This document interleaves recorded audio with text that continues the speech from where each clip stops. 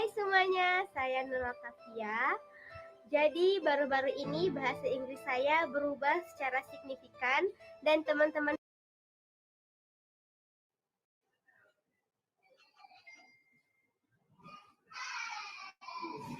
Oke, baik. Kita di Bamtri Channel sudah live. Halo, itu belum live? Sudah live, Bang Rudi. Oh iya, sudah. Oke, tunggu sebentar ya. Oke, baik.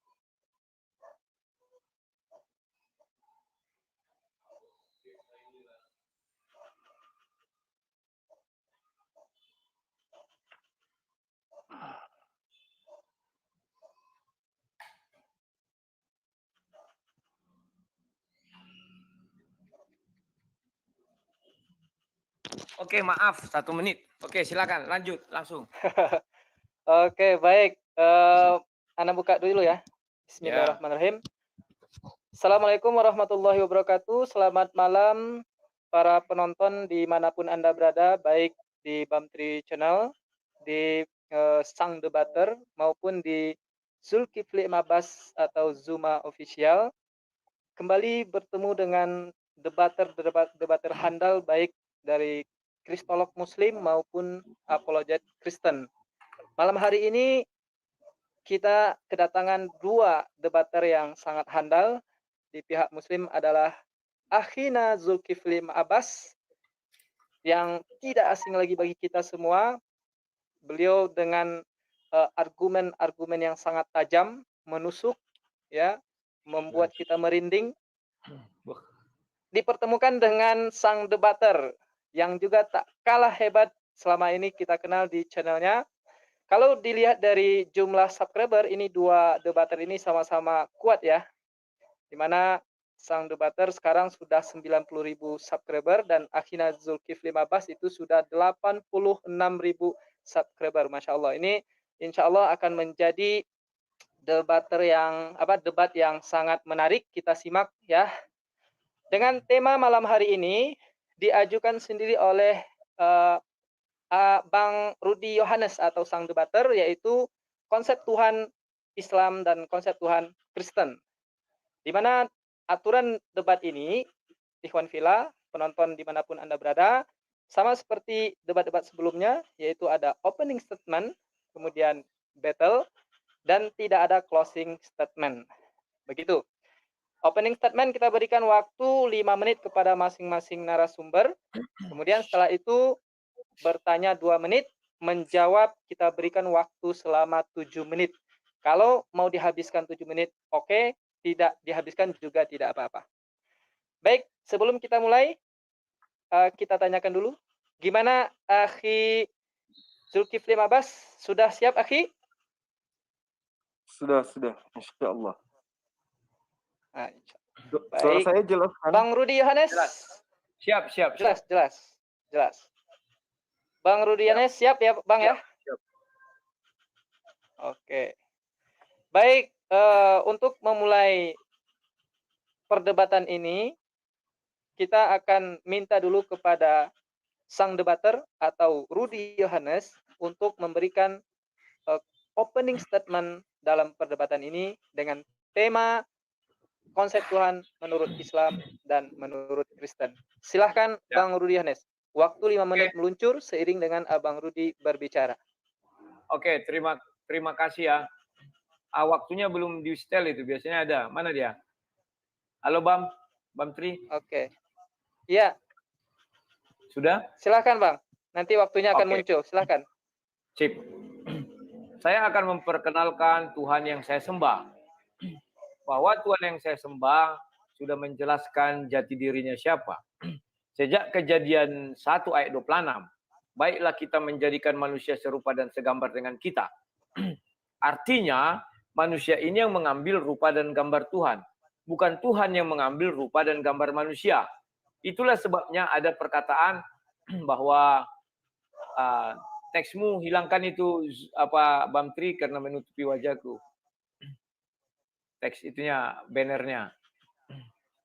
Ya, itulah sebabnya ada perkataan kalau di dalam Kristen bahwa Tuhan berbicara, Tuhan melihat, Tuhan mendengar, Tuhan berjalan dengan tangannya. Itu semua ada di dalam diri manusia. Bukan berarti Tuhan mengambil manusia, ya, tetapi manusia yang mengambil citra Tuhan. Tuhan sedih, Tuhan marah, semua ada ya.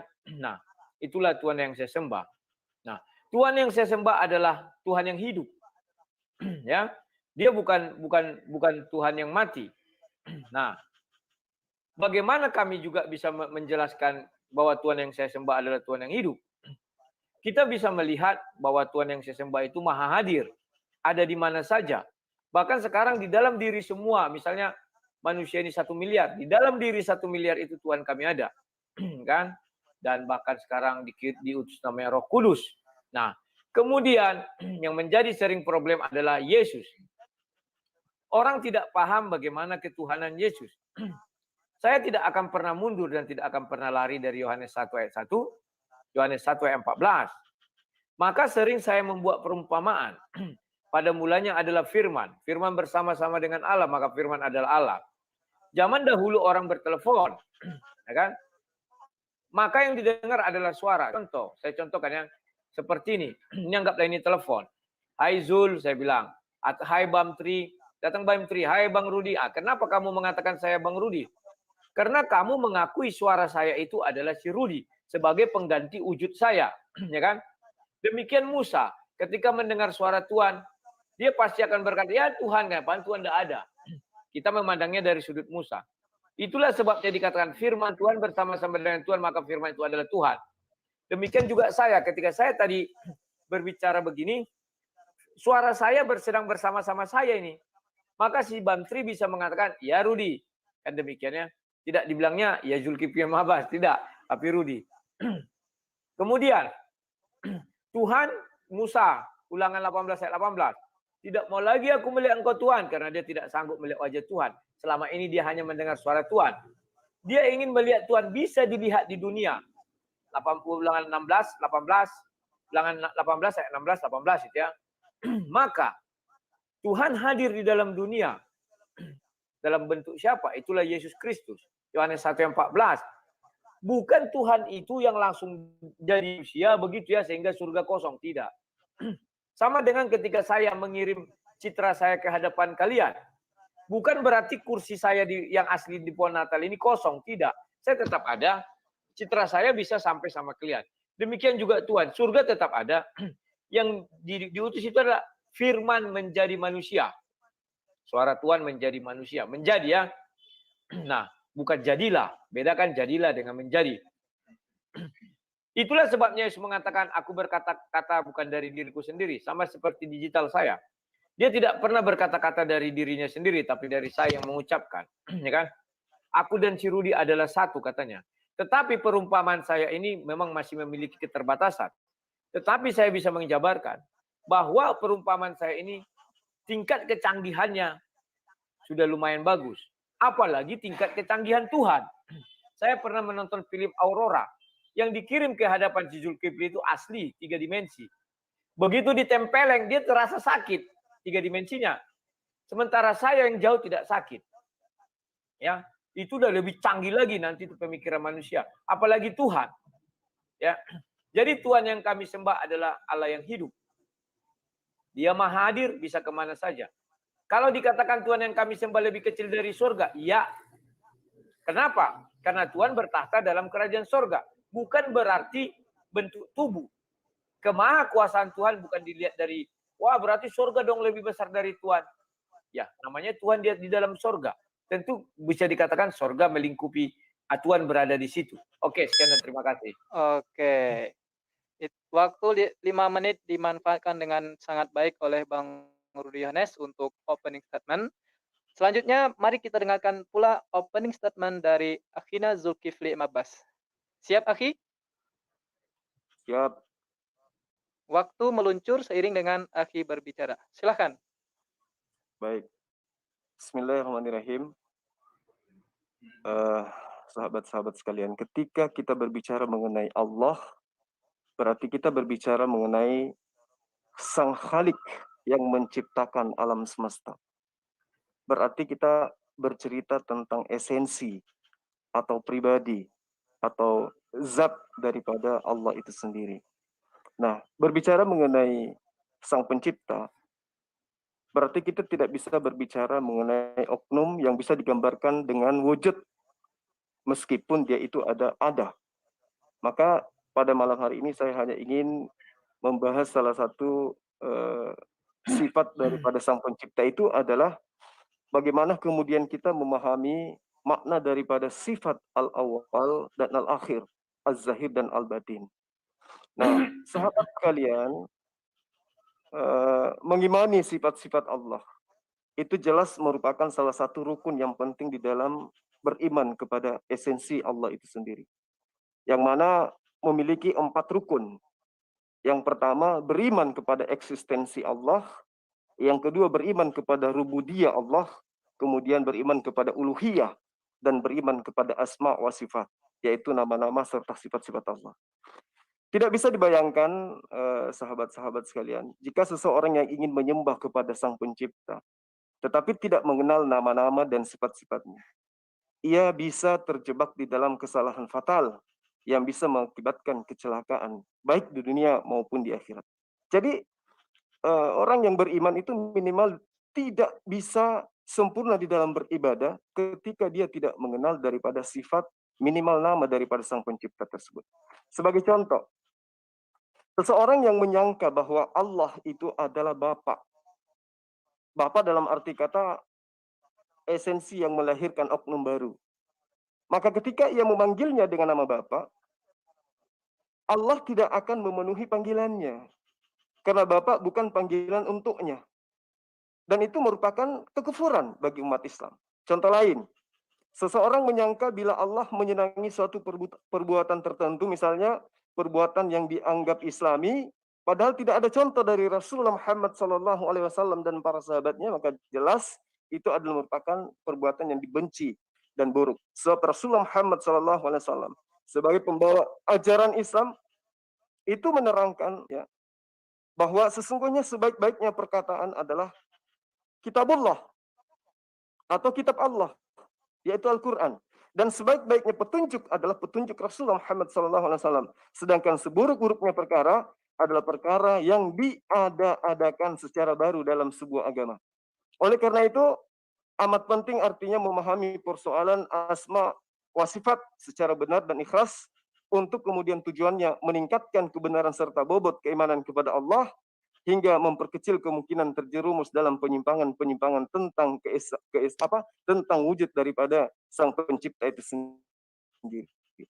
Di dalam nama-nama Allah yang perlu dipahami kemudian adalah al-awwal, al-akhir, az-zahir dan batin seperti yang saya katakan tadi.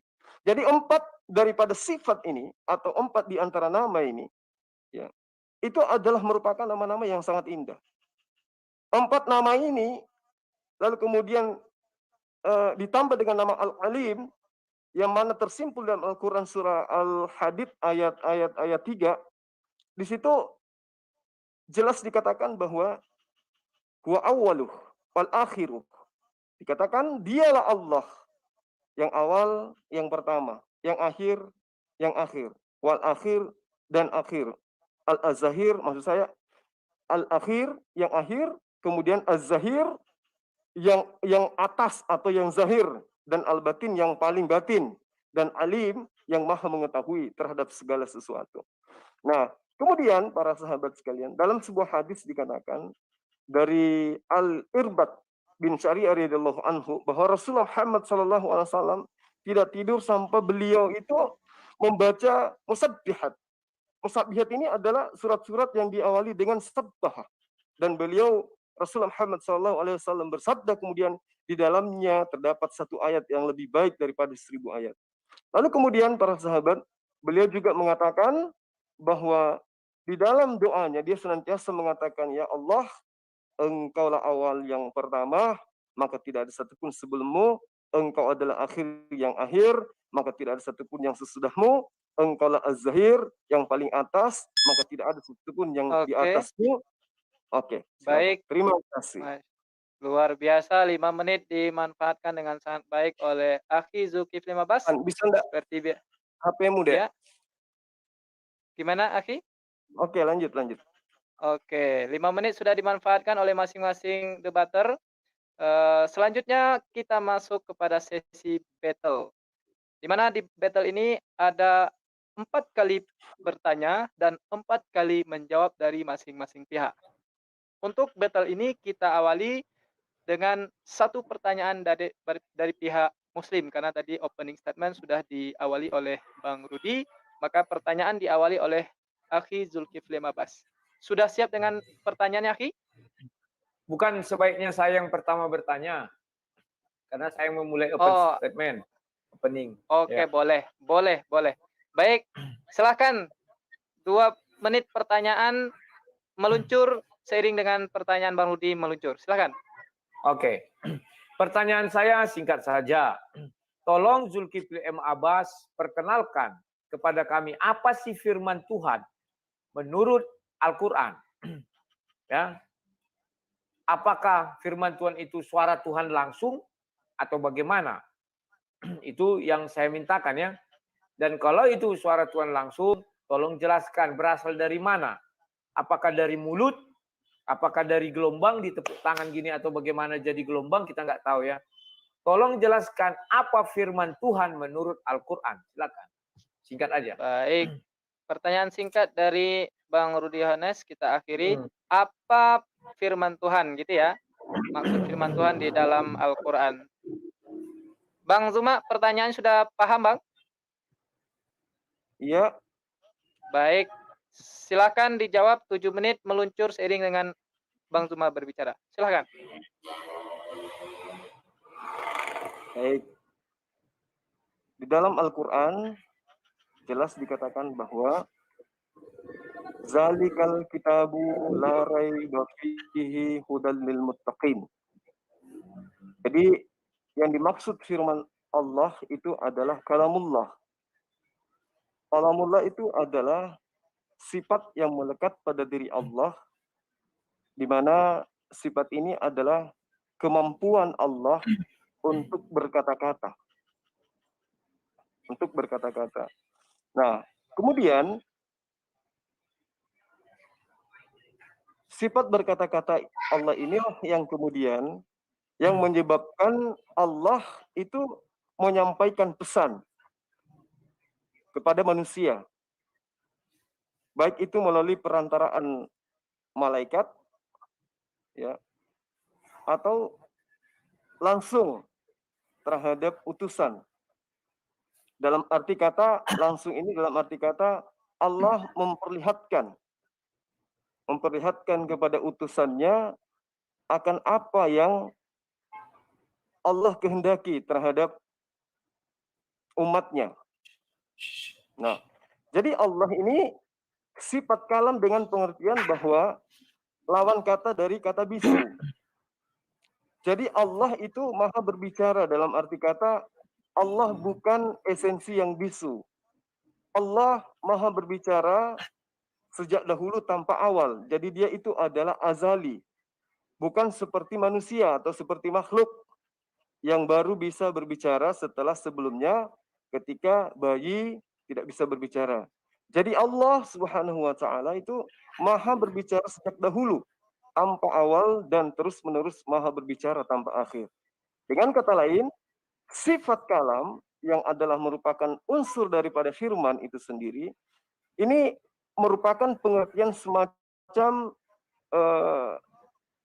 sifat zatiyah. Karena Allah Ta'ala itu terus-menerus bersifat dengan sifat tersebut sejak dulu tanpa awal, yaitu azali. Ya, tanpa awal dan seterusnya tanpa akhir. Dan dia itu adalah abadi. Kalam dengan pengertian ini biasa disebut dengan jinsul kalam atau naulul kalam. Lalu kemudian yang kedua, sifat berbicara dengan pengertian sebagai lawan dari diam, Allah itu maha berbicara dalam arti kata dia tidak diam. Allah Ta'ala berbicara kapan saja Allah Ta'ala kehendaki. Dengan bahasa apa saja yang Allah Ta'ala kehendaki. Dengan topik apa saja yang Allah kehendaki. Dan dengan siapa saja Allah kehendaki dari makhluknya. Kapan Allah Ta'ala berbicara dengan Musa alaihissalam? Yaitu misalnya ketika Allah Ta'ala berkehendak untuk berbicara dengan Musa. Nah, dan sebelum Musa alaihissalam itu ada, Allah Ta'ala telah berbicara kepada orang-orang sebelumnya, nabi-nabi sebelumnya. Jadi kalam Allah Ta'ala dengan pengertian kedua ini yang saya katakan tadi, itu sesuatu yang baru, namanya muhdats. Ya, tidak qadim dia. Karena Allah Ta'ala berbicara dengan topik tertentu, misalnya berbicara dengan kalimat A, setelah sebelumnya tidak berbicara. Jadi Allah itu memiliki sifat, yang mana sifat itu adalah al-kalam itu sendiri. Dan ketika, saya ngambil contoh, dan ketika Nabi Musa dalam surah Al-Araf ayat 147,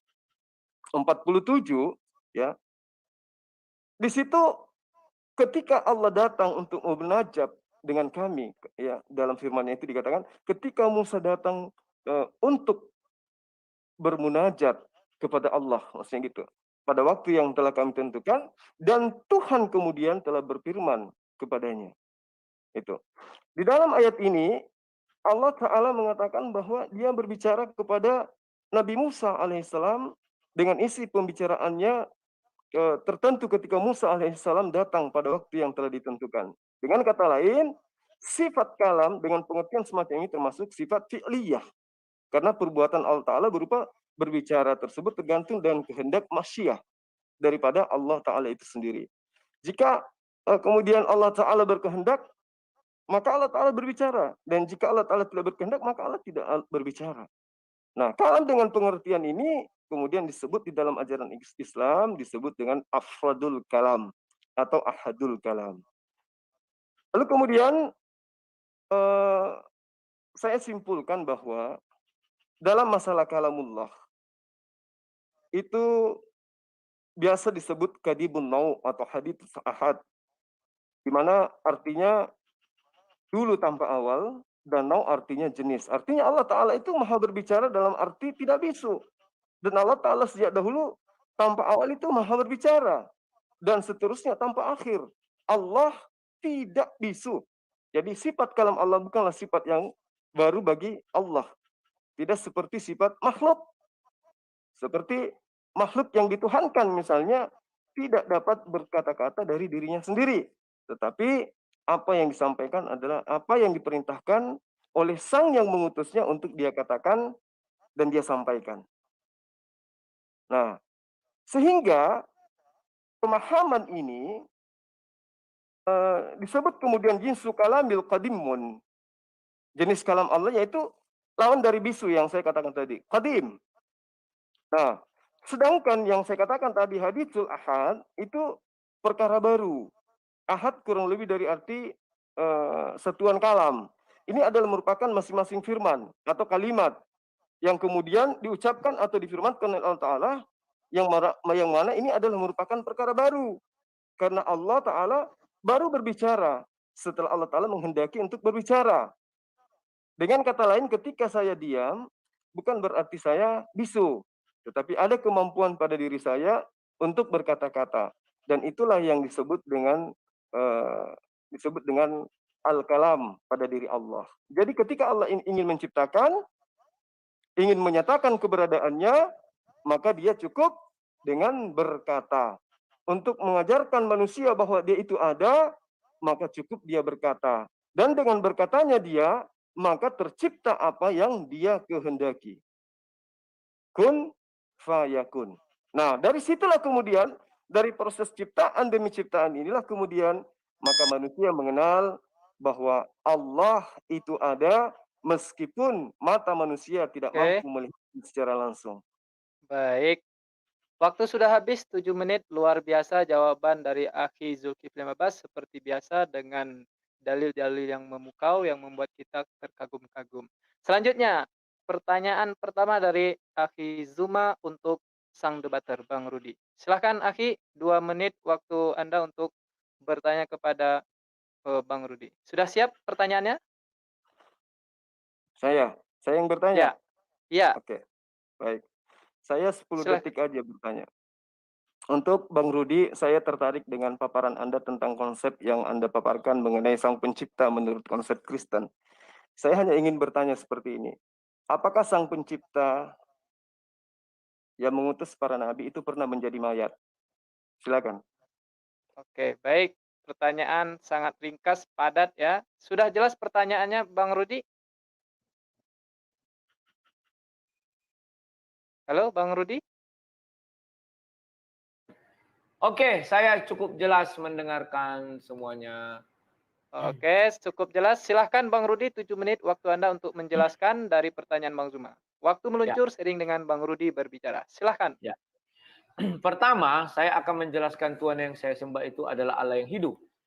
Saya bukakan, sebentar, ini saya share screen. Ya, Yeskiel 33. Tolong admin di share screen aja itu Yeskiel 33 ayat 11. Ya kan? Katakan kepada mereka, demi aku yang hidup, demikian firman Tuhan Allah. Artinya di sini Allah yang saya sembah itu mengakui dia hidup. Tolong di share screen. Ayat. Dan setelah itu kita buka Ibrani 9. Sebentar ya, ini sudah saya siapkan. Maka saya share screen semua. Ini Ibrani 9 itu perjanjian baru ucapan Rasul Paulus yang diilmai dari Roh Kudus. Ayat 14. Betapa lebihnya darah Kristus yang oleh Roh yang kekal telah mempersembahkan dirinya sendiri kepada Allah sebagai persembahan yang tidak bercacat dan menyucikan hati nurani kita dari perbuatan sia-sia supaya kita dapat beribadah kepada Allah yang hidup. Jadi di sini baik perjanjian lama maupun perjanjian baru tetap mengatakan itu Allah yang hidup. Dan ucapan Yesus sendiri di Yohanes 6 ayat 57. Ya. Karena koneksi agak putus-putus, biar saya bacakan. Yohanes 6 ayat 57. Sama seperti Bapa yang hidup mengutus aku. Jadi Yesus itu mengatakan bahwa Bapa atau Tuhan yang kami sembah itu adalah Allah yang hidup. Nah, pertanyaan si Zulkifli, apakah Tuhan yang kami sembah itu pernah menjadi mayat, kan demikian.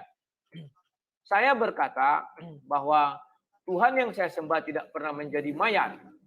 Sekalipun kalian ada ayat mengatakan bahwa Yesus mati di kayu salib.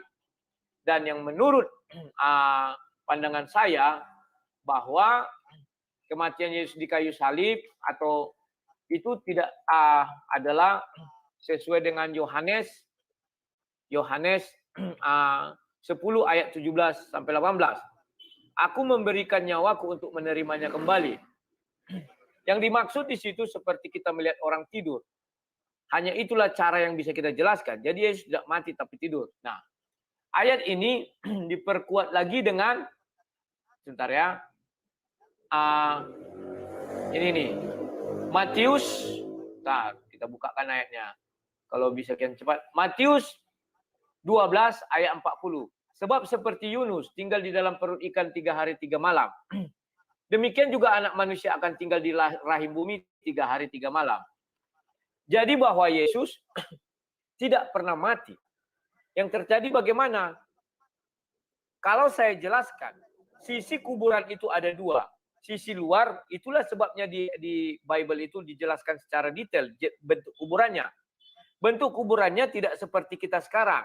Katakan ini tanah, dikubur di bawah tanah. Ini misalnya mayat itu dikubur di bawah tanah.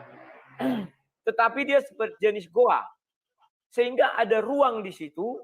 Sehingga ketika ditutup kita nggak tahu apa yang terjadi di dalam goa. Ya kan? Dan orang luar tidak tahu apa yang terjadi di dalam goa. Ya. Sehingga saya katakan Yesus seperti Nabi Yunus. Ketika Nabi Yunus dilempar dari kapal, maka datang ikan menyambar. Dari atas kapal, orang mengira bahwa Yunus sudah mati ditelan ikan, maka mereka meninggalkan. Karena kalau sudah dimakan, mana bisa lagi hidup. Ya kan? Itu logika berpikir manusia. Tetapi faktanya, Yunus memberitakan, setelah dia dimuntahkan, dia memberitakan kepada orang bahwa dia tidak mati, malah berdoa di dalam perut ikan. Ya kan? Demikian juga Yesus. Yesus tidak mati. Ketika kubur ditutup, orang tidak tahu apa yang terjadi. Dia bangun. Yohanes 10 ayat 17 dan 18. Aku memberikan nyawaku untuk menerimanya kembali. Ini hanya bisa kita buat gambarannya ketika orang tidur.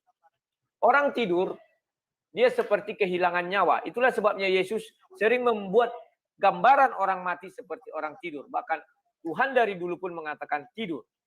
Ya. Dia menerimanya kembali, bangun dia, suka-suka dia. Dia tidak mati.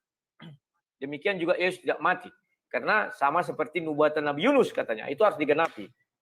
Ya. Saya tertarik dengan pernyataan Zulkifli bahwa Tuhan yang dia sembah berbicara katanya, geng. Dan suara itu adalah firman. Firman itu katanya Alfa dan Omega. Yang tidak berawal dan tidak berakhir. Dialah awal segalanya. Ya kan? Maka Yohanes 1 ayat 1 jelas mengatakan, firman bersama-sama Allah, maka firman adalah Allah. Terserah Zulkifli mau menerima apa tidak. Tetapi yang mau saya jelaskan di sini bahwa surah Al-Ikhlas di ayatnya yang keempat, dan tidak ada sesuatu yang setara dengan dia. Ternyata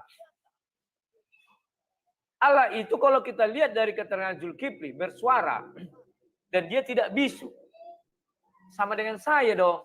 Saya bersuara, saya tidak bisu. Dan Zulkifli tadi mengatakan sama seperti Zulkifli. Dia bisa diam. Kalau dia ingin berbicara, dia bisa berbicara. Hanya perbedaannya kata Zulkifli, apa yang diucapkan Allah itu jadi maka jadi. Kalau Zulkifli mungkin berkata jadi belum tentu jadi. Jadilah bakso nggak jadi tuh. Ya. Tetapi yang mau saya tegaskan di situ firman atau suara Tuhan. Ternyata tidak bisa dipungkiri bahwa Allah yang disembah Zulkifli adalah serupa dan segambar dengan manusia.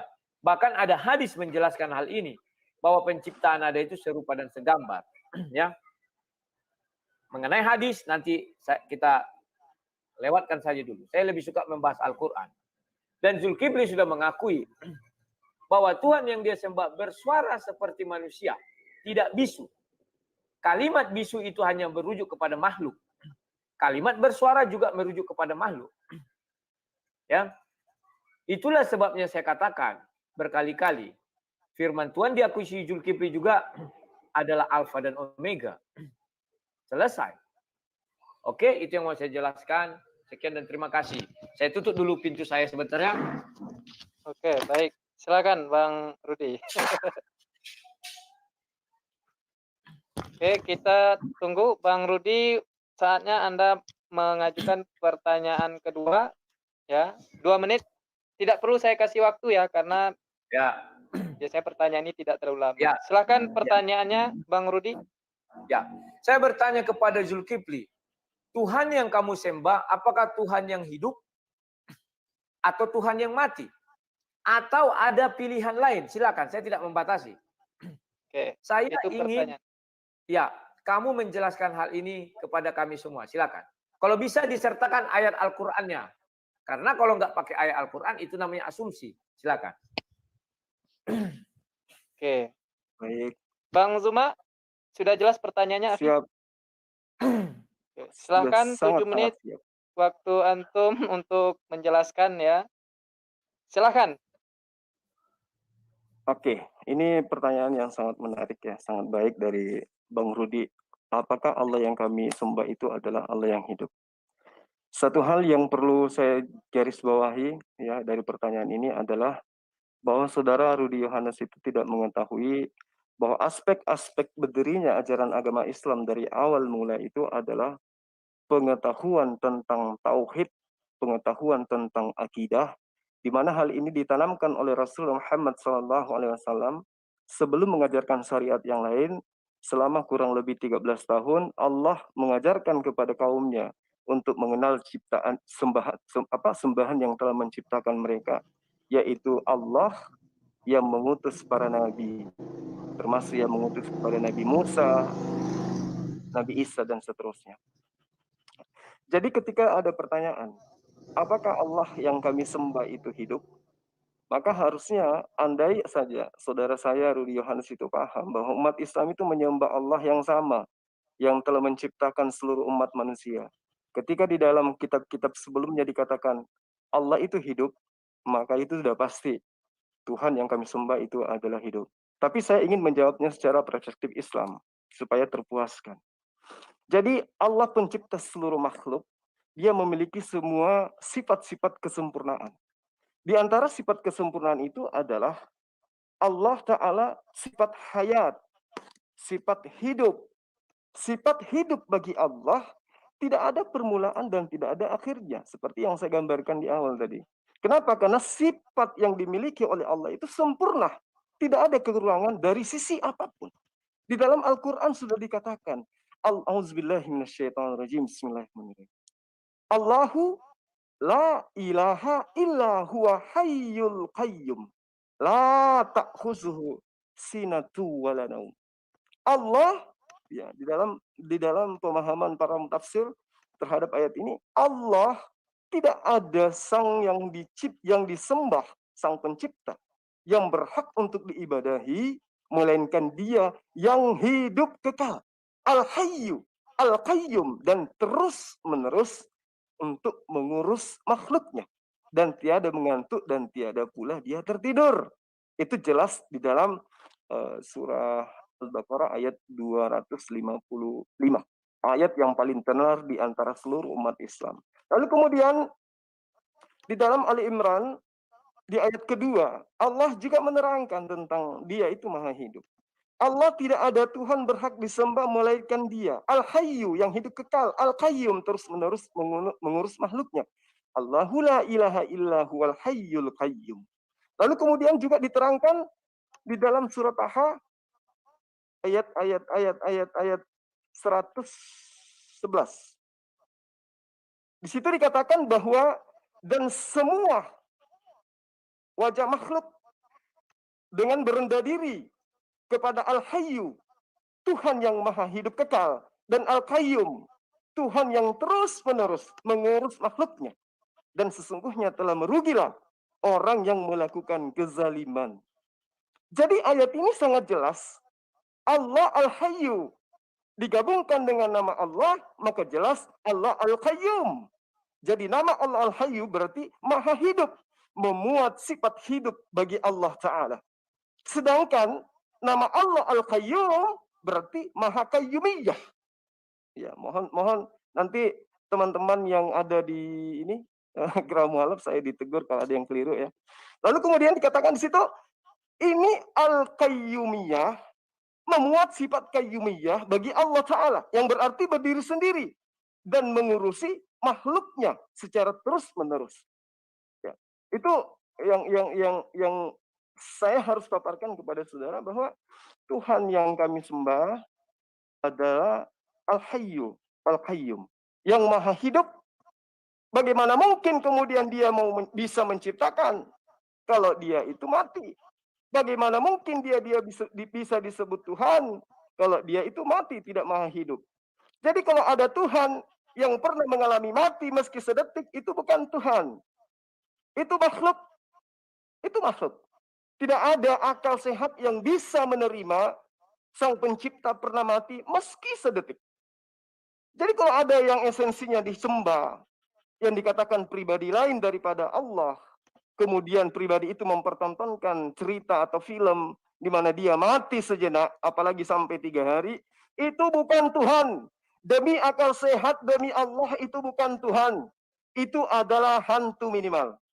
Yang seperti itu. Jadi ketika sahabat-sahabat sekalian, ya termasuk saudara Rudi, mempertanyakan tentang apakah yang saya sembah itu adalah Al-Hayyu, itu jawabannya. Apakah Dia hidup?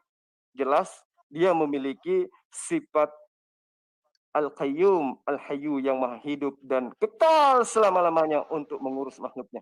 Lalu kemudian, berapa menit lagi? 1,5 menit lagi. Di dalam sebuah hadits, ya, dikatakan begini, dari Umar bin Murrah, beliau berkata, aku mendengar Bilal bin Yasir bin Sa'id berkata, bapakku bercerita kepadaku, dan kakekku dia mendengar Rasulullah Muhammad SAW bersabda, barang siapa, ya, kata Rasulullah, barang siapa mengucapkan astagfirullah, aku memohon ampun kepada Allah, tidak ada yang berhak diibadahi selain Dia. Al-Hayyul Qayyum, yang maha hidup, yang maha qayyumiyah. Aku bertobat kepadanya, diampuni dosanya, walaupun dia pernah lari dari medan perang.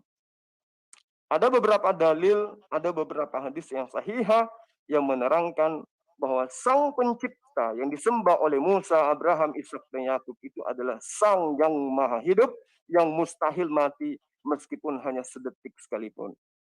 Ya, kembali yang saya katakan tadi, sifat Allah al-awwal, wal-akhiru, dan seterusnya. Itu adalah merupakan rangkaian-rangkaian daripada sifat-sifat yang dimiliki oleh Sang Pencipta. Dia awal, dia tidak memiliki akhir, dia tidak memiliki awal, tetapi dialah segala-galanya. Tidak ada yang mendahulinya, tidak ada yang akhir setelah dia. Maka kembali kepada dia maha hidup, dia maha kekal. Terima kasih. Baik, jawaban yang sangat tegas dan menggelegar ya, membuat kita semua terkesima ya, termasuk Bang Rudi sepertinya. Baik, waktu habis sayang sekali. Selanjutnya 2 menit pertanyaan. Oh, tidak perlu dikasih waktu. Silahkan Akhi Zuma untuk bertanya kepada Bang Rudi Yohanes. Silahkan Bang. Baik, saya baru kali ini bertemu dengan seorang debater yang sangat jujur ya, sahabat saya Bang Rudi, yang mengatakan Yesus itu tidak mati. Artinya ketika diimani Yesus itu tidak mati, berarti dia tidak bangkit. Ketika Yesus itu tidak bangkit, berarti dia tidak menembus dosa. Ketika tidak menembus dosa, maka saatnya Kristen gulung tikar. Karena konsep daripada kekristenan itu berdiri di atas fondasi Tuhan datang dalam rupa manusia, dibunuh, mati, menyerahkan nyawanya, ya, lalu kemudian bangkit pada hari ketiga untuk menebus dosa-dosa manusia. Kalau itu Anda pungkiri, satu, Anda berada di kubu saya, tidak mengimani Yesus itu mati. Lalu kemudian Anda mencoba menjadikan Yunus sebagai tanda-tanda. Betul. Jadi Yesus itu tidak mati. Nah, bagaimana dengan dalil-dalil dalam kitab Anda yang mengatakan bahwa Yesus itu mati?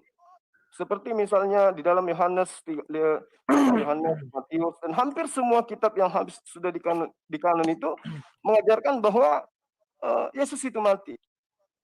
Dan Anda akan diserang sama Kristen-Kristen lain ketika Anda mengatakan Yesus itu mati. Maka pertanyaan saya kembali adalah,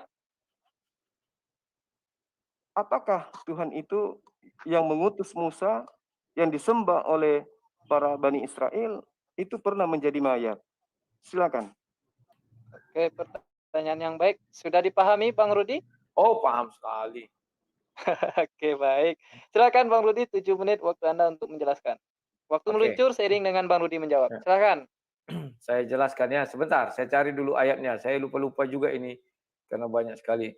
Ya. Ya. Waktu sebentar. Ditahan. Jalan terus, enggak, jalan terus saja. Enggak apa-apa. Sayang waktunya, Bang Rudi. Sebentar, enggak apa-apa. Nah,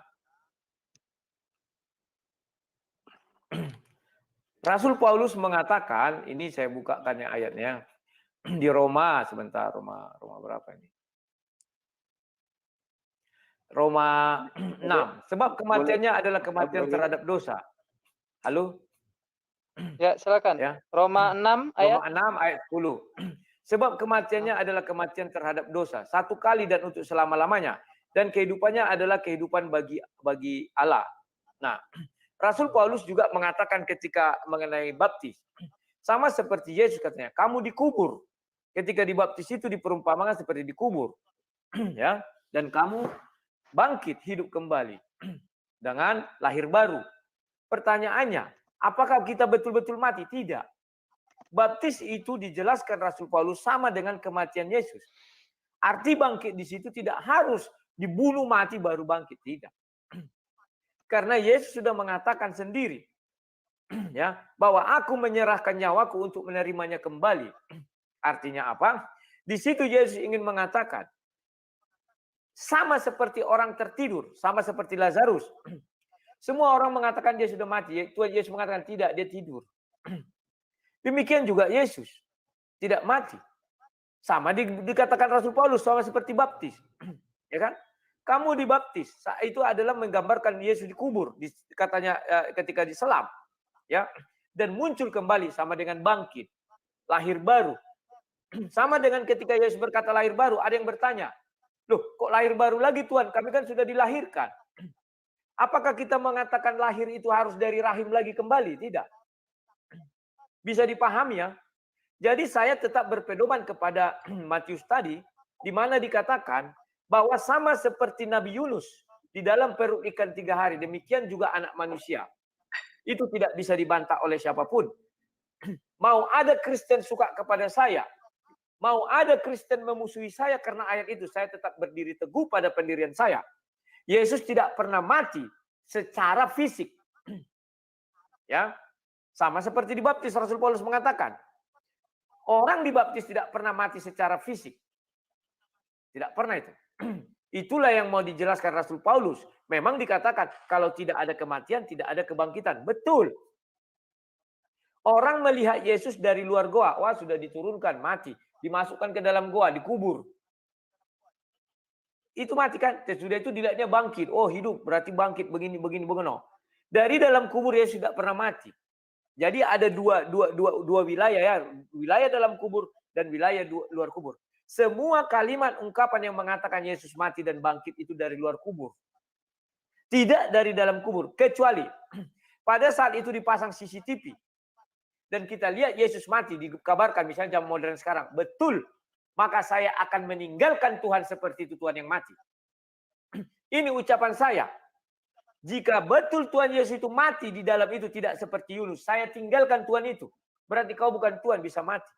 Nah, saya sering membuat perumpamaan kepada orang mengenai YouTube video call ini sekarang ini. Saya buat gini, dia mati. Apakah saya yang asli mati? Tidak. Apakah dia mati permanen? Tidak, saya hidupkan kembali. Sama seperti orang tertidur. Hanya tidur, habis itu bangun. Tidak ada masalah. Nah, saya tertarik dengan ucapan Zulkifli M. Abbas. Bahwa Allah yang dia sembah adalah Allah yang hidup. Artinya Zulkifli M. Abbas tetap menyatakan Al-Ikhlas ayat 4. Tidak ada yang setara dengan dia.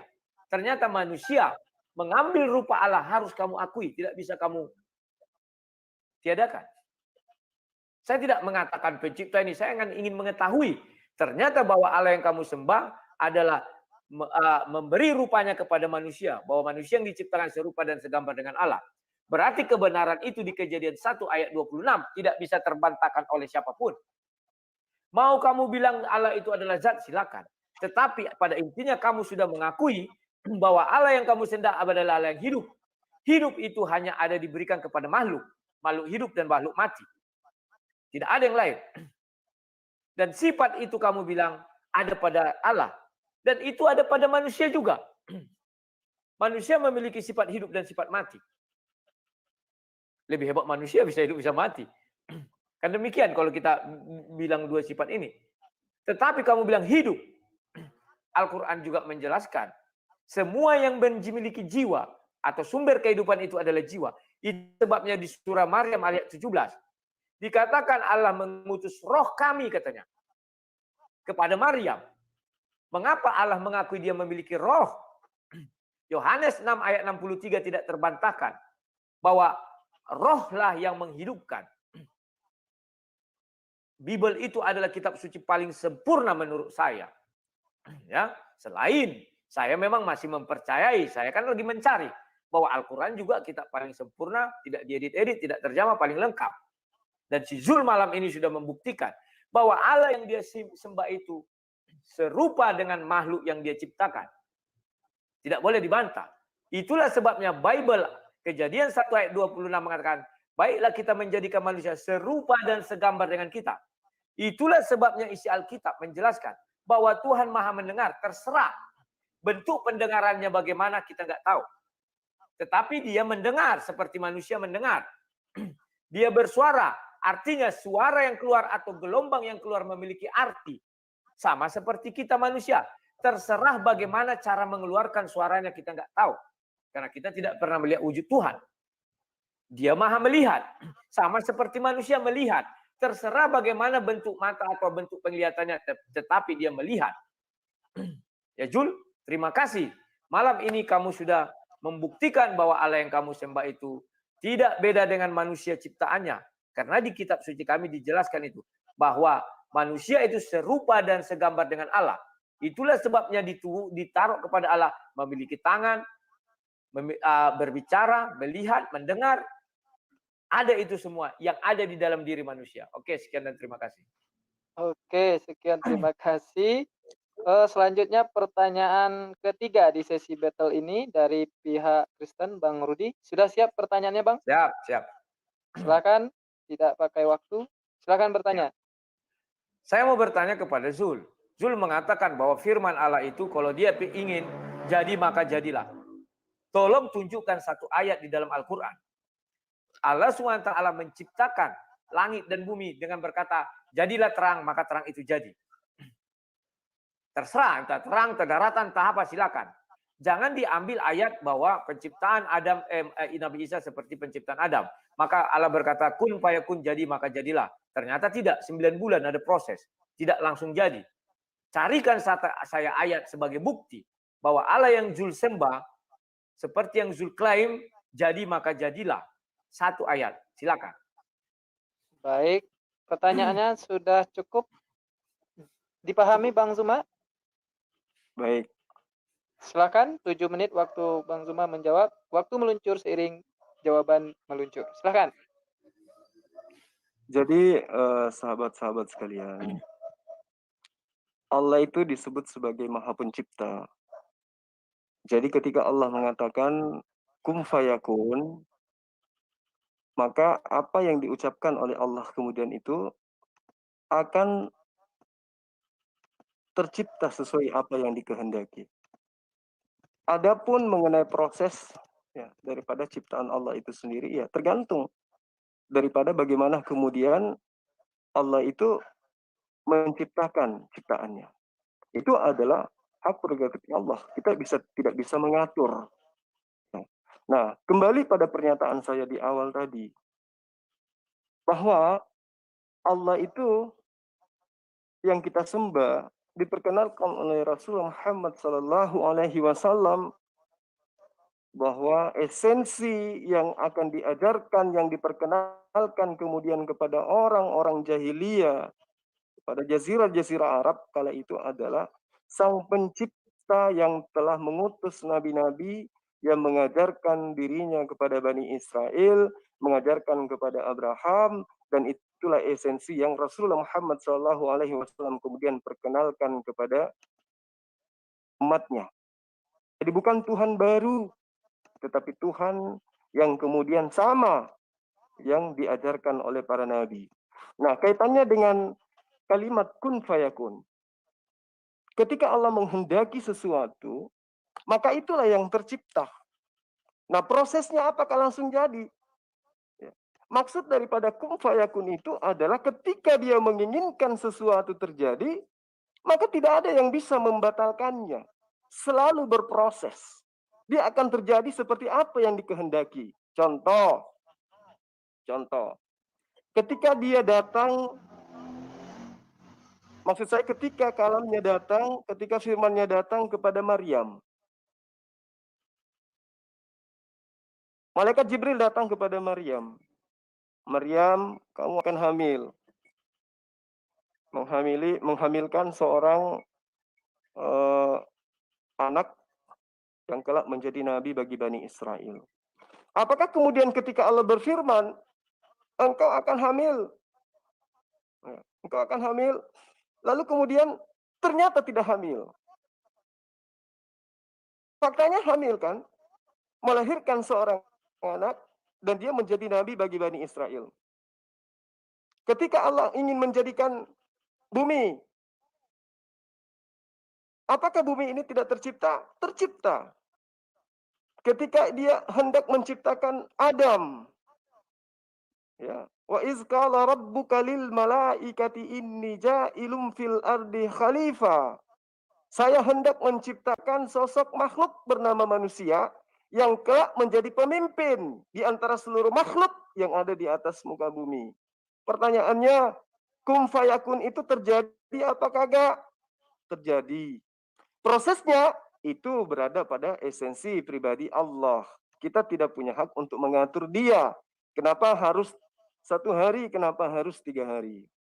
Nah, kalau kita ingin memahami lebih jauh bagaimana kemudian implementasi daripada kun fayakun ini, coba kita lihat di dalam surah Al-Ma'arij ada, terus kemudian banyak surah dalam Al-Quran yang menerangkan seirama dengan apa yang diterangkan kemudian di dalam kitabnya saudara sang debaters ini ya, Bang Rudi Yohanes, di dalam 2 Petrus 3 ayat 8.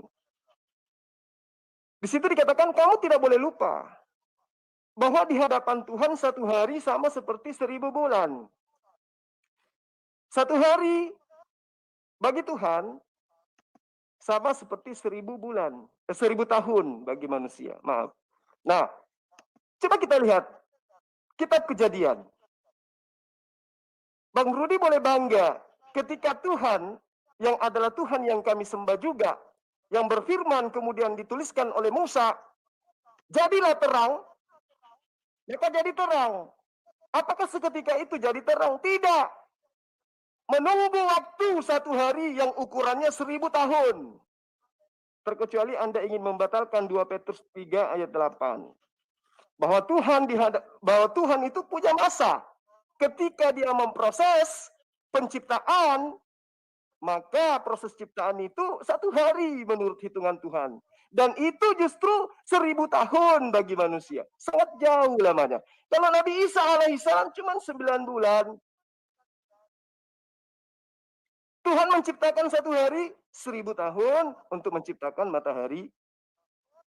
Jadi jangan disalahartikan kun fayakun itu, kemudian Anda ingin menggambarkan kitab Kejadian Anda. Jadi terang, kemudian langsung jadi. Ingat prosesnya. 1000 tahun lamanya. Baru kemudian berpindah ke hari kedua. Meskipun pada hakikatnya Kejadian ayat 1, ayat 2, ayat ketiga, hari keempat, barulah kemudian matahari itu diciptakan. Jadi begitu lamanya menunggu sampai 4000 tahun. Kemudian yang perlu dipahami, matahari cahayanya sudah ada pada hari pertama. Penciptaannya nanti 4000 tahun kemudian, yaitu hari keempat. Kalau Isa alaihissalam diciptakan 9 bulan, proses normal, sunatullah seperti itu. Jadi makna daripada kun fayakun itu bukan berarti jadilah Rudi Yohanes. Kun fayakun. Ditunggu sampai kiamat dunia, Rudi Yohanes itu tidak tercipta. Berarti Allah tidak mensifati sesuai dengan apa yang disifatinya, yaitu Maha Pencipta. Lalu kemudian, ya, sahabat-sahabat sekalian, ya, termasuk abang saya Rudi ini, saya belum bisa nerima gitu loh. Ketika Anda mengatakan Yesus itu tidak mati gitu. Ya, saya baru kali ini mendengarkan ada Kristen yang begitu berani mengatakan Yesus itu tidak mati. Apa karena Anda sudah dikejutkan dengan tanda-tanda Yunus yang ketika Yesus mengatakan angkatan jahat ini minta tanda-tanda dan cukup bagi mereka tanda-tanda Yunus. Lalu kemudian Yunus terbukti ternyata dia tidak mati di dalam perut ikan. Oke, waktu habis. Terima kasih, Bang. Silakan. Selanjutnya pertanyaan dari Akhi Zuma untuk Bang Rudi. Pertanyaan ketiga ini Akhi Zuma, silahkan. Oke, baik. Jadi ketika Anda mengatakan Yesus tidak mati, lalu kemudian Matius 27 ayat 50 dan juga Yohanes 19 ayat 30, kemudian Markus 15 ayat 37, sorry. Lalu kemudian kitab Lukas juga menerangkan di dalam Lukas 23 ayat 46, di mana di situ diterangkan bahwa napas Yesus berhenti. Lalu kemudian, coba Anda dengarkan ini. Konsep yang paling hebatnya, Galatia 1. Galatia 1 ayat 1, Galatia 5 ayat 1. Bahkan dikatakan di dalam dalil-dalil surah-surah Paulus itu diantaranya adalah dengan matinya Yesus di tiang salib, maka kita dimerdekakan dari hukum Taurat. Ya, dengan adanya Yesus mati, maka kita dimerdekakan, dibebaskan dari aturan Tuhan dan berdirilah tegak dan jangan pernah lagi mau diperhamba, diperbudak dengan kuk penghambaan. Nah itu. Artinya Paulus mengajarkan dengan tegas. Bertanya loh, bukan menjelaskan, bertanya, jangan lupa. Ya itu dia makanya. Yesus menerangkan dengan tegas bahwa Paulus menerangkan tegas bahwa Yesus itu mati gitu. Mati itu adalah keluarnya roh dari jasad. Pertanyaannya? Kalau Anda tidak mengatakan itu berarti Anda membenarkan surah Maryam. Dia mengatakan sungguhnya Isa itu tidak mati, tetapi yang mati itu adalah orang yang diserupakan. Dan Anda mengatakan Isa tidak mati. Berarti Anda selangkah menuju Muslim. Pertanyaan saya, Anda mengaparkan Tuhan, Tuhan, Tuhan, Tuhan, Yesus Tuhan. Benarkah Tuhan itu pernah menjadi mayat meski satu detik? Meski sedetik. Pernahkah Tuhan itu menjadi mayat? Silakan. Baik, pertanyaannya jelas Bang Rudi. Pernahkah Tuhan menjadi mayat? Itu pertanyaannya. Ya, silakan. Waktu 7 menit meluncur seiring dengan Bang Rudi menjawab. Silakan Bang Rudi. Saya sudah menjawab itu berkali-kali. Apalagi yang mau saya jelaskan. Sekarang saya buat perumpamaan seperti ini. Saya kirim visual saya kepada si Zulkifli. Saya buat gini, mati. Bagi si Zulkifli saya mati. Tetapi bagi saya tidak mati. Ini bangkit. Apakah saya mati? Kan tidak. Ini. Saya buat dia mati beberapa detik. Apakah saya mati? Tidak. Jadi mati di situ bukan seperti mati kita, tetapi tertidur. Sama ketika Yesus mengatakan Lazarus, Yohanes 11. Dia tidak mati. Dia hanya tertidur dan terbukti. Oke, selesai. Saya tidak bisa panjang-panjang. Apa mau saya panjangkan? Memang Yesus tidak mati. Di Matius tadi juga dijelaskan. Nubuatan itu, Matius berapa tadi? 6 atau berapa? Bahwa seperti Yunus di dalam perut ikan. Selesai. Tidak ada yang mau dipermasalahkan lagi. Kalau dibilang Zulkifli, Rasul Paulus mengatakan, apabila Yesus tidak mati, maka tidak ada kebangkitan. Betul. Dari sudut si Zulkifli, ini mati. Dari sudut Rasul Paulus, Yesus mati. Karena dia di luar kubur. Tapi di dalam kubur, siapa tahu? Tidak ada yang tahu. Tetapi Yesus mengatakan, hei murid-muridku, aku seperti Yunus di perut ikan. Kalian biar paham. Kata Yesus kan. Itulah yang terjadi. Oke. Sekarang Zulkifli, kamu tidak bisa membedakan itulah hari pertama dengan Tuhan menciptakan satu hari. Bedakan. Contoh, saya kehilangan pensil ini. Saya bilang itulah pada hari Senin. Bukan satu hari itu, oh jangan itu kehilangannya. Contoh, saya mencangkul. Saya cangkul, saya tanam ubi. Saya mengerjakannya hari Senin. Itulah hari Senin saya kerjakan mencangkul itu. Bukan berarti seharian saya 24 jam mencangkul menanam ubi, tidak. Bedakan, Alkitab itu adalah kitab suci dari Tuhan langsung. Berfirmanlah Allah, jadilah terang. Maka terang itu jadi. Itulah hari pertama. Bukan dikatakan satu hari Tuhan bekerja, tidak. Itulah hari pertama. Dijelaskan di situ bahwa itulah hari pertama. Bedakan ya. Satu hari Tuhan bekerja seperti kau kutip itu 1000 tahun bagi manusia. Bukan itu. Tetapi itulah hari pertama. Ketika Tuhan menciptakan terang disebutlah itu hari pertama. Bukan berarti dikatakan di ayat itu satu hari Tuhan menciptakan. Itu ada di Al-Quran. 1 masa, 2 masa, 4 masa. Kalau yang Zulkifli jelaskan itu adalah nubuatan, bukan firman. Kun fayakun, berfirmanlah Allah jadi makalah jadi. Kalau nubuatan, hari ini dijelaskan 1000 tahun lagi terbukti. Hari ini dijelaskan 2 menit atau 10 jam terbukti. Artinya nubuatan itu adalah menjelaskan yang akan terjadi ke depan. Itu bedanya. Contoh ketika Yesus mengatakan, pergilah kamu di pintu gerbang kota, kamu akan menemukan keledai terikat. Jika nanti ada orang datang bertanya, belum terjadi. Tetapi terjadi kemudian. Itu nubuatan. Di dalam ajaran Kristen itu nubuatan. Tetapi kalau firman Allah, berfirmanlah Allah, jadilah terang. Terang itu jadi. Itulah hari pertama.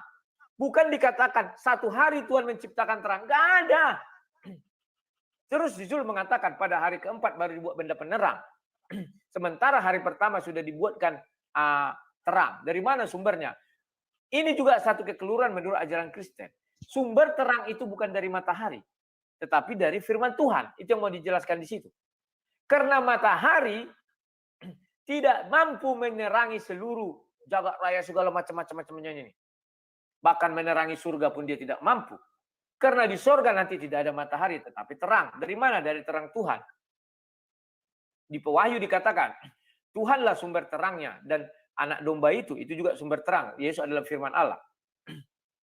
Kalau si Zulkifli mengatakan, dari mana sumber cahaya matahari? Dari inti matahari misalnya. Dari mana inti matahari? Dari ciptaan Tuhan. Kan Tuhan sumber terang itu.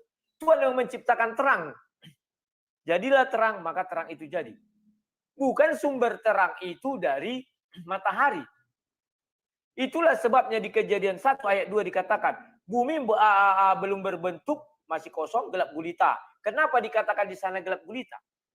Dari mana sumber gelap? Orang mengatakan tidak ada sumber gelap. Sumber terang yang ada. Alkitab menjelaskan bahwa Allah bertahta di kerajaan sorga. Dan sumber terang di sorga dari Allah. Artinya Tuhan menutup selubung sorga. Sehingga cahaya Tuhan hanya berada di sorga. Sehingga di luar sorga gelap gulita. Itu dijelaskan di Pewahyu. Bahwa Tuhan adalah sumber terang. Jadi jelaslah bahwa Bible itu adalah kitab suci sebetul-betulnya kitab suci.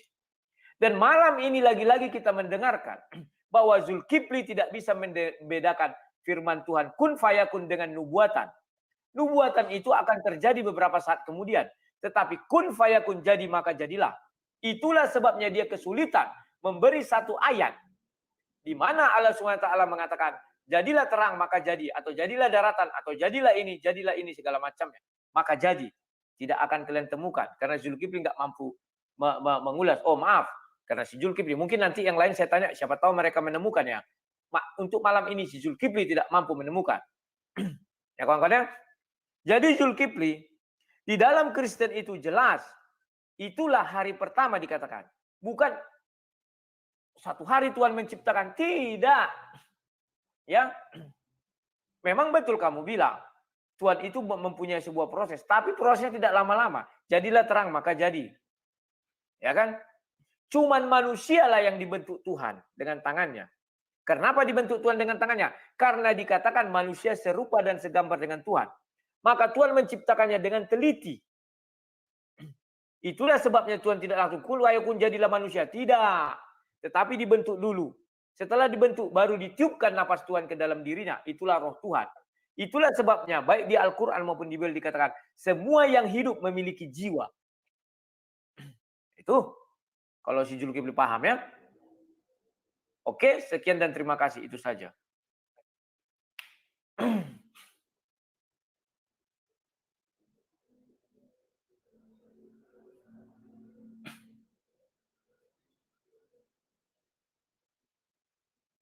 Halo? Ya, masih ada waktu, Bang. 20 detik. Ya, masih. Enggak. Ya, Enggak tidak apa-apa. dimanfaatkan dengan baik ya oleh Bang Rudi. Silakan waktu Anda terakhir ya untuk bertanya kepada Bang Zulkifli Mabas. Silakan Bang Rudi, pertanyaan terakhir. Kepada Zulkifli ya. Oke. Ya. Sekarang Zul saya minta tolong dijelaskan. Allah yang kamu sembah itu apakah maha hadir? Dalam artian apakah ada di hati seluruh umat manusia? Ataukah hanya umat Islam? Ataukah hanya di ars saja? Tidak bisa kemana-mana, tidak maha hadir. Tetapi Allah itu bertahta di ars. Arsia dan ditandu oleh malaikat. Karena ada dijelaskan di Al-Quran bahwa ars itu ditandu oleh malaikat. Ya kan? Itu yang mau saya tanyakan, singkat. Oke, silakan. Baik, terima kasih. Itu pertanyaannya. Sudah jelas pertanyaannya, Akhi Zuma? Halo? Siap. Ya, silakan 7 Ya, menit siap, waktu siap. Akhi Zuma menjawab. Silakan.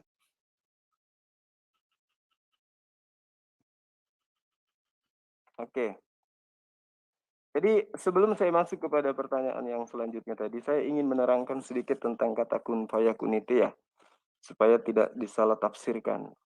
Jadi penggalian kata kun fayakun ini di dalam beberapa surah di dalam Al-Quran, termasuk Ali Imran ayat 47, ayat 59, Al-An'am ayat 73, An-Nahl ayat 40, Maryam 35, terus kemudian Al-Ghafir dan seterusnya, itu tidak seperti yang digambarkan oleh saudara Yohanes.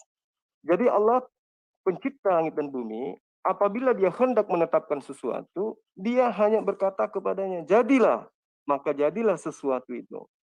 Jadilah adalah terjemahan daripada kata kun. Dan maka jadilah sesuatu itu adalah terjemahan dari fayakun.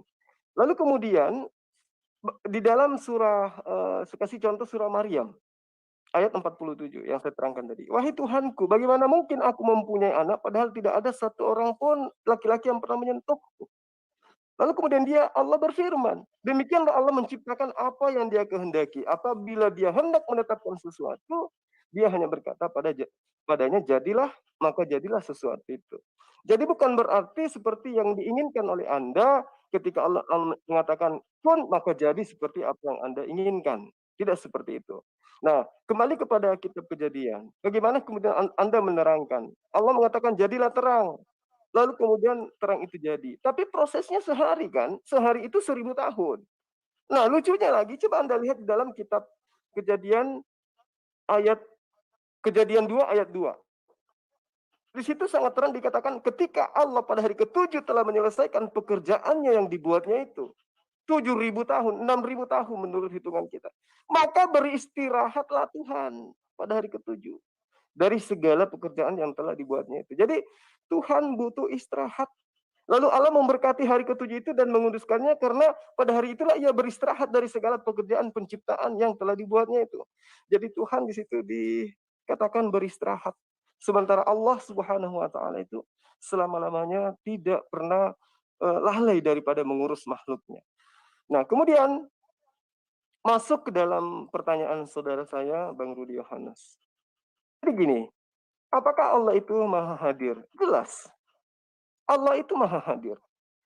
Kenapa saya harus memperjuangkan kata Allah ini maha hadir? Sedangkan Yesus yang mati nyata di dalam kitab Anda dan iman Kristen kebanyakan, itu Anda paksakan menjadi hidup. Meski dalil-dalil itu bergejibun di dalam kitab Anda, bahkan konsep kekristenan itu Tuhan datang dalam rupa manusia, mati dia. Meski Anda embel-embeli mati yang dimaksud itu adalah tidur. Wah, itu asumsi Anda. Tapi dalil dalam kitab Anda mengatakan Yesus mati. Dia meninggalkan hakikatnya, baik sebagai Tuhan maupun sebagai manusia. Mati dia. Meski sedetik pun mati. Makanya Anda tidak bisa menjawab ketika apakah Tuhan itu pernah menjadi mayat. Yang diturunkan Maria, yang diturunkan Yusuf, Nikodemus dari tiang salib itu adalah Tuhannya Kristen yang dalam keadaan mati, dikubur pada pemakaman Yusuf Arimatea. Itu fakta sejarah di dalam kitab Anda. Nah, kembali kepada Allah. Ketika dikatakan Allah itu wujud, maha hadir dia. Yang saya terangkan kepada Anda, dia itu maha hidup. Dia maha hidup. Artinya ketika dia maha hidup, berarti dia maha hadir. Bagaimana mungkin kemudian esensi yang tidak maha hadir itu maha hidup? Karena dia maha hadir, maka dia hidup. Ketika dikatakan bahwa dia di aras, itu dia bertahta di atas tahtanya sebagai sang pencipta. Dan kita tidak bisa menggambarkan seperti apa dia. Karena dia bukan makhluk. Dia bukan makhluk. Dia bukan ciptaan yang bisa kita gambarkan sesuai apa yang kita pernah lihat. Orang bisa berbicara mengenai mangga karena pernah melihat mangga. Orang bisa bercerita mengenai pisang karena pernah melihat pisang. Allah esensinya tidak pernah dilihat oleh mata, hanya bisa dilihat oleh mata batin. Bahwa dia ada, dia wujud bahasa Arab arti Indonesianya adalah ada.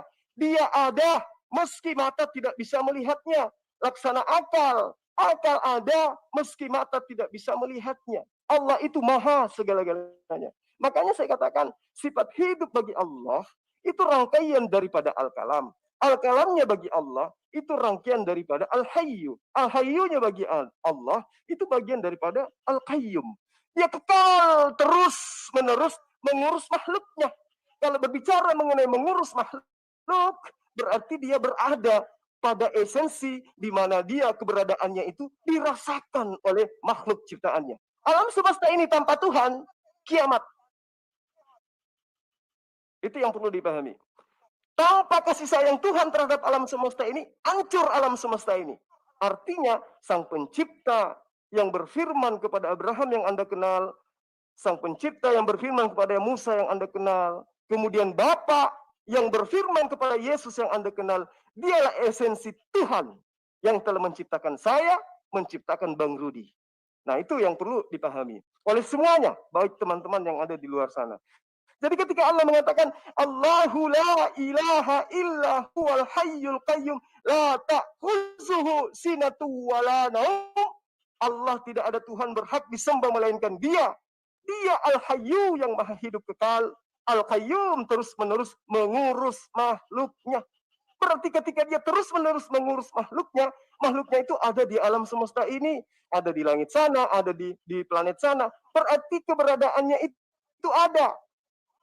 Itu artinya Dia ada, meski kita tidak bisa lihat. Yesus menerangkan, Bapa yang telah mengutus aku.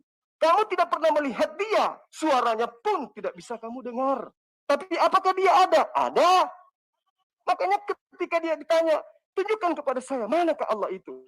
Yesus sudah menerangkan, kamu tidak akan pernah bisa melihatnya. Maka siapa yang melihat aku, dia sama seperti melihat yang telah mengutus aku.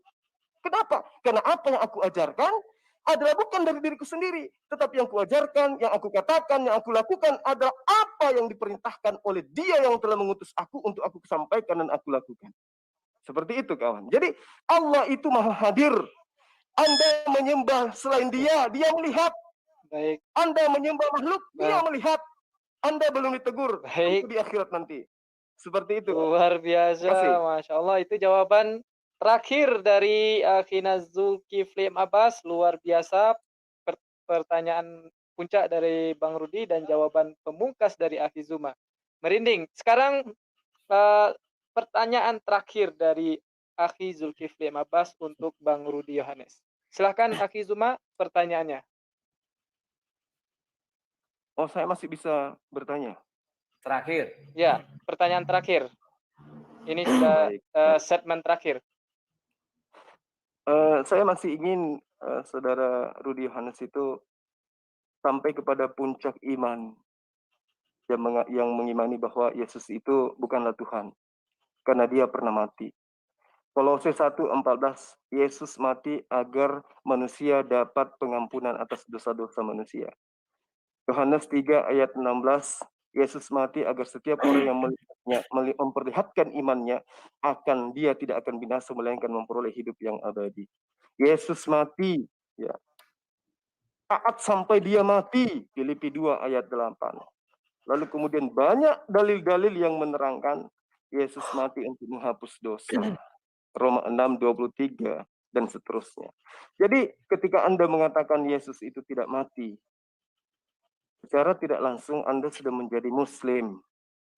Yesus yang datang kepada Bani Israel, yang ditolak oleh Bani Israel sebagai penyampai firman kepada mereka, itu adalah Nabiullah dan Dia adalah utusan Allah. Mengimani Dia sebagai utusan, lalu kemudian mengimani Sang Pencipta yang satu-satunya Allah, maka kita akan memperoleh hidup yang kekal. Yuk, mari kita mengimani Yesus sebagai utusan Allah. Nah, bagaimana dengan dalil-dalil dalam kitab Anda yang mengatakan Yesus itu mati? Oke. Mati dalam arti kata yang sesungguhnya, bukan bahasa hiasan. Mati Dia. Ditombak, disalib, mati Dia, pokoknya mati. Bagaimana mungkin kemudian pertanyaan saya Anda bisa jawab, benarkah Tuhan itu pernah menjadi mayat? Silakan. Silakan Bang Rudi, pertanyaannya. Tolong di share screen layar. Udah tahu aku, gampang itu. Share screen dulu layar. Silakan. Ya, silakan share screen dulu layar ya. Ya. Oke, saya langsung aja.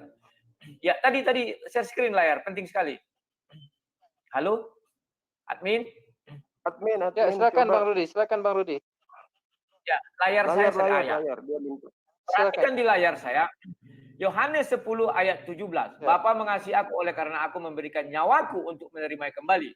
Tidak seorang pun mengambilnya daripadaku. Zulkifli mengatakan ditombak, mati gini. Berarti yang mengambil orang menombak. Tidak seorang pun. Jadi Yesus tidak pernah mati. Yang terjadi adalah seperti orang tidur. Ketika kita tidur sama seperti kita menyerahkan nyawa kita. Kan demikian. Nah, sekarang saya buat perumpamaan andalan saya. Saya mengutus sang debaters ke hadapan Zulkifli, ini saya matikan. Di hadapan si Zulkifli, sang debaters mati. Apakah Rudi Yohanes mati? Tidak. Di hadapan manusia, Yesus seolah-olah mati. Tetapi apakah Allah mati? Tidak. Jadi tidak pernah Tuhan mati, apalagi Yesus. Siapa yang bisa mengambil nyawanya? Tak ada. Terus matinya bagaimana? Ayat ini sudah jelas. Tidak seorang pun mengambilnya daripadaku. Melainkan aku memberinya menurut kehendakku sendiri.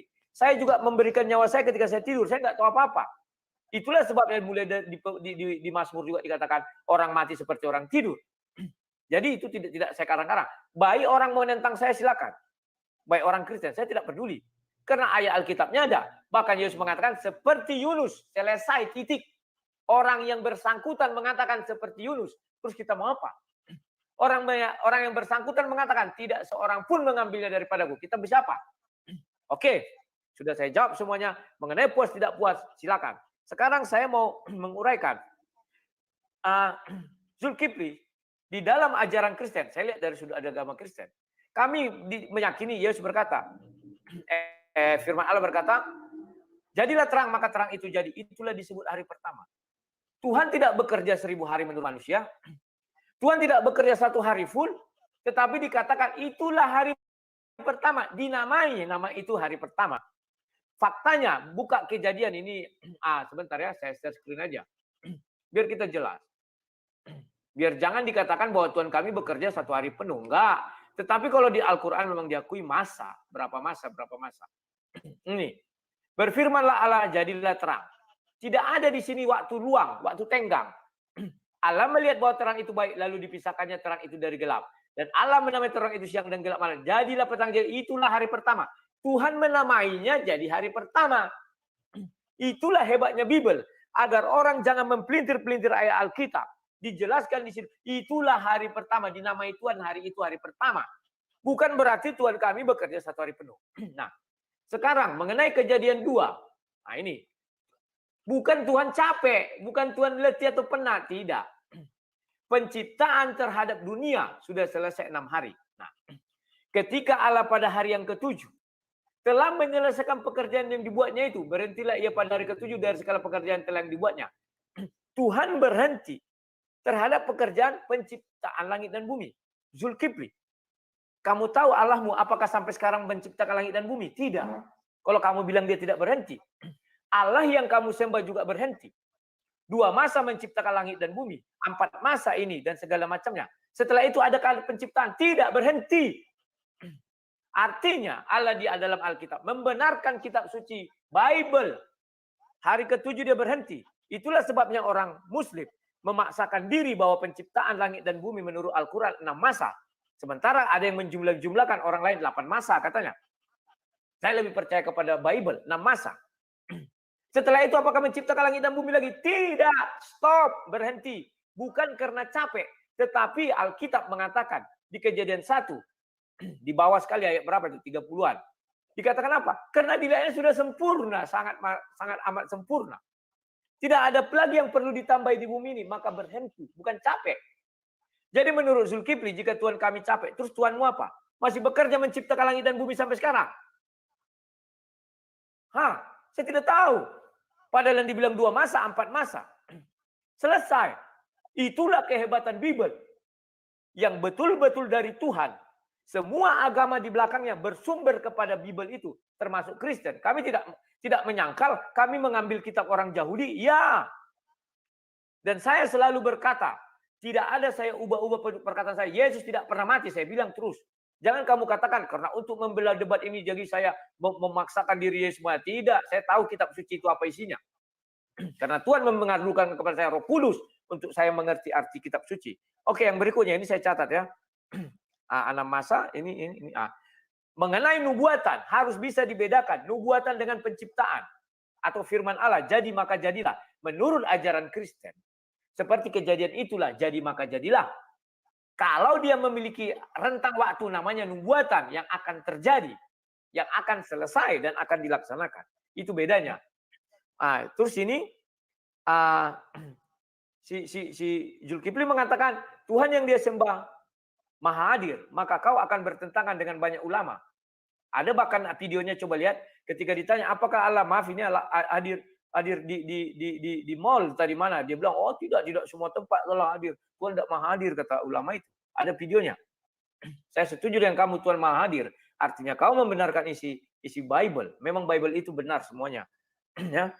Sesudah itu, Kamu mengatakan orang bisa melihat setelah melihat mangga, maka dia bisa menceritakan mangga.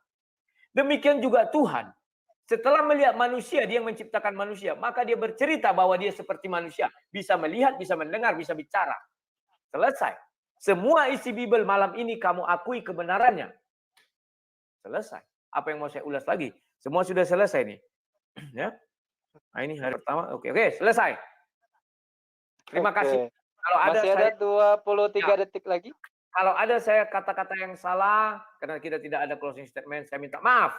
Dan ini hanya dalam tataran ilmu. Dan saya menguraikan semua dalam tataran ilmu, bukan tataran yang lain-lain.